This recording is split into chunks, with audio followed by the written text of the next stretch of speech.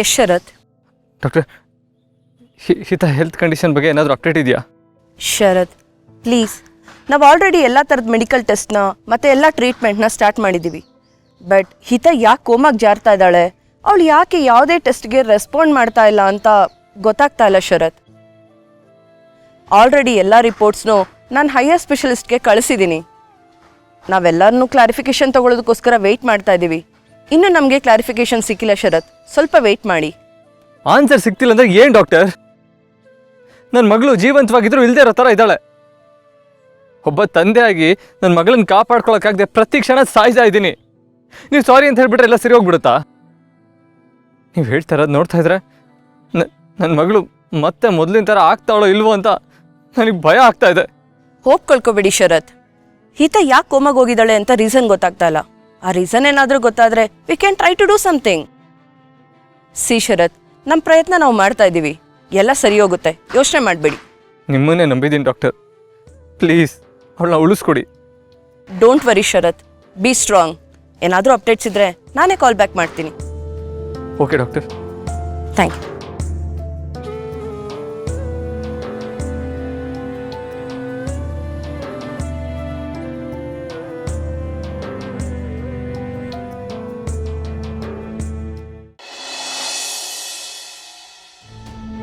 ಹೇಳಪ್ಪ ಏನು ಮಾಡಬೇಕು ಅಂತ.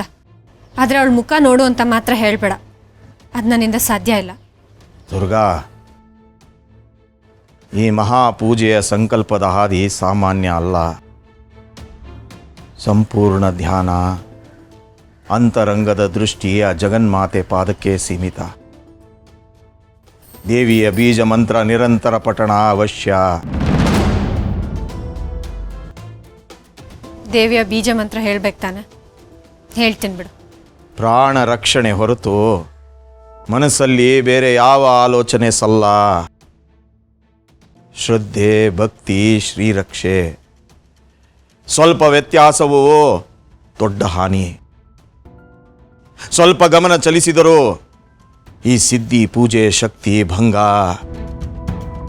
ಪೂರ್ಣ ಗಮನ, ನಿಷ್ಠೆ, ಸಂಪೂರ್ಣ ಸಮರ್ಪಣಾ ಭಾವ, ತಾಯಿ ಧ್ಯಾನ ಅಗತ್ಯ.